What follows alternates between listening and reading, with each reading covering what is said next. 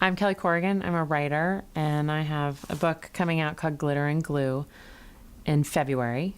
But in the meantime, I'm often asked who I love to read, and this is someone I love to read. This is Billy Collins. He was the U.S. Poet Laureate twice.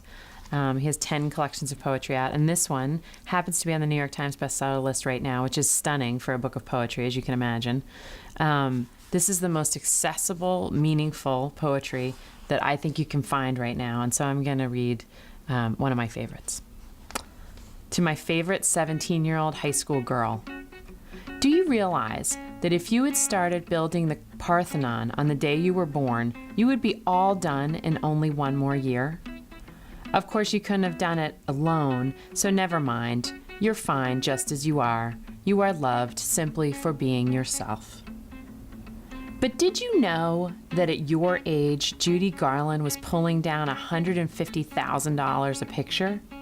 Joan of Arc was leading the French army to victory, and Blaise Pascal had cleaned up his room? No, wait, he had invented the calculator.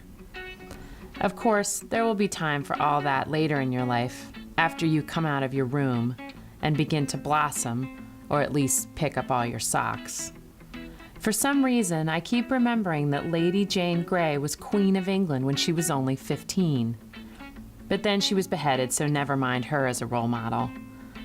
A few centuries later, when he was your age, Franz Schubert was doing the dishes for his family.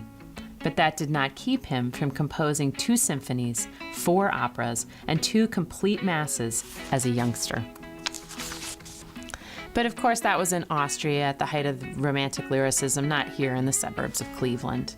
Frankly, who cares if Annie Oakley was a crack shot at 15 or if Maria Calais debuted as Tosca at 17? We think you are special just being you, playing with your food and staring into space. By the way, I lied about Schubert doing the dishes, but that doesn't mean he never helped out around the house.